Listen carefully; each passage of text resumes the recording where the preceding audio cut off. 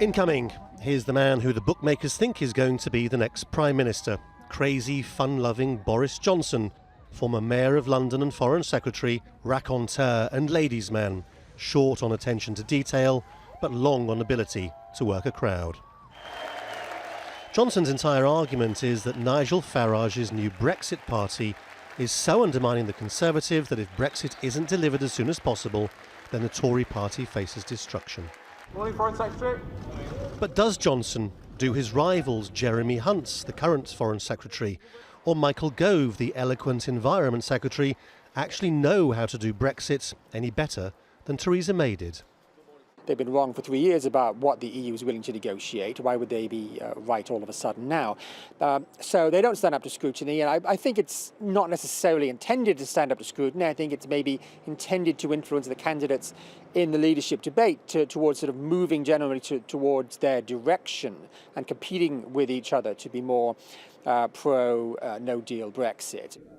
The Conservative Party membership wants Brexit badly, and they are threatening to undermine their own MPs if the UK isn't out of the European Union by the end of October, the current deadline.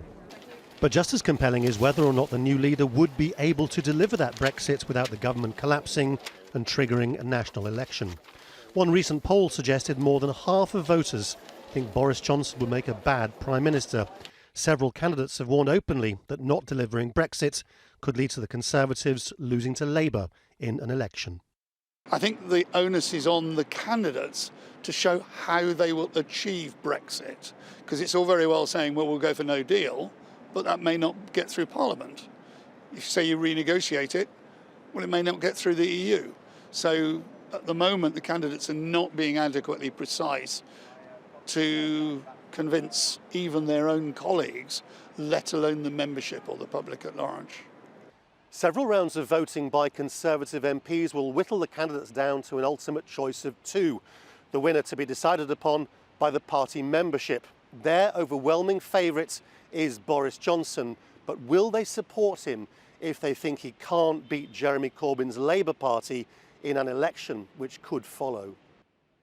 Certainly the main preoccupation for the leading candidate seems to be whether it's easier to beat Jeremy Corbyn in an election before or after delivering Brexit. And on top of that, worrying that delaying it could risk the wrath of Conservative voters deserting to Nigel Farage. It all seems a long way away from what Brexit was supposed to be about. Laurence, Al Jazeera, London.